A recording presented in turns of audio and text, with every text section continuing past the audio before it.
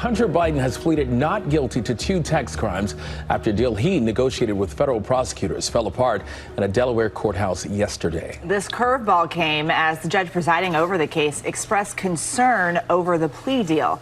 Here to discuss is ABC News reporter Olivia Rubin and ABC News chief Washington correspondent Jonathan Karl. So good to have both of you. Good to see you guys. Great to be here. So Olivia, I want to start with you because you were in the courtroom yesterday. What were the judge's concerns and what was the reaction? Because people thought this was a done deal. Well, Eva, I think the question is what weren't the judge's concerns? I would say that this deal fell apart almost immediately as they started going through the details inside of that courtroom. The judge really peppering both sides, trying to figure out these various aspects of the deal, and what she said concerned her in multiple areas.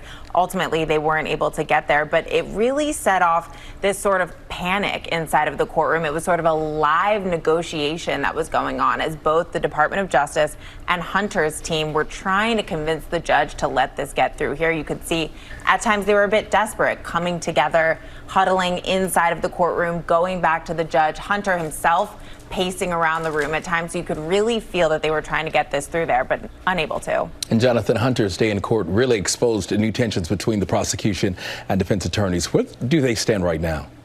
Well, first of all, the tensions were on the most important issue for Hunter Biden. Look, the Hunter Biden team had been saying all along that he did absolutely nothing wrong. He expected complete exoneration. This plea agreement had him pleading guilty to 2 tax charges. That he failed to pay taxes in 2017 and 2018. The only reason that he was willing to do that is he believed, his lawyers believed, that this agreement would give him basically blanket immunity for any other charges related that came before the grand jury that they looked into related to all his foreign business dealings, the stuff Republicans talk about every day on Capitol Hill. So when they got before the judge, it became clear that there really was an agreement on it. As far as Hunter and his legal team were concerned, this investigation was over and he had immunity for anything related to any of this stuff. As far as the prosecution was concerned, the investigation was ongoing and there was very limited immunity. Now, by the end of the day, they did get closer and they agreed that the 2 parties to immunity to anything related to tax charges for the years in question. But the judge by that point was not ready to take any of it.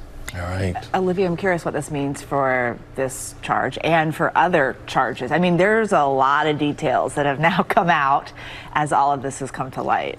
And I think most important, as sort of John just laid out there, is that this investigation still is ongoing. And that's exactly what the judge was asking the prosecutors in the courtroom. She said, what's the immunity and are you guys still investigating? And you could sort of see Hunter's attorney perk up when the prosecutor says, yes, we are still investigating.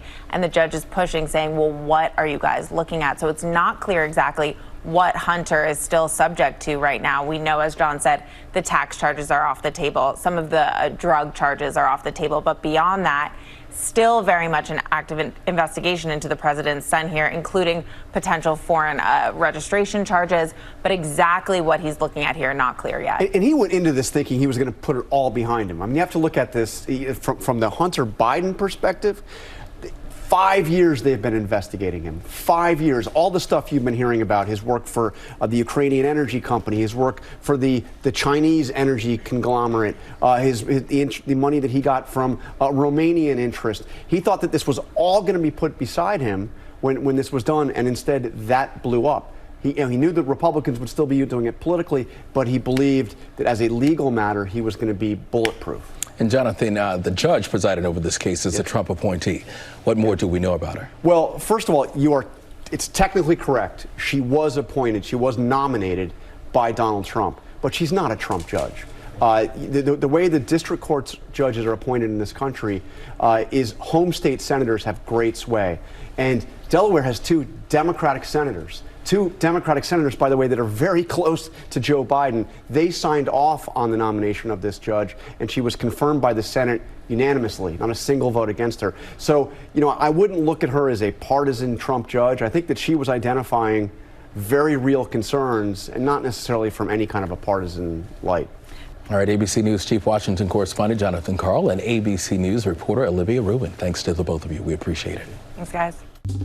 Well, Hey there, GMA fans. Robin Roberts here. Thanks for checking out our YouTube channel. Lots of great stuff here. So go on, click the subscribe button right over here to get more of awesome videos and content from GMA every day, anytime.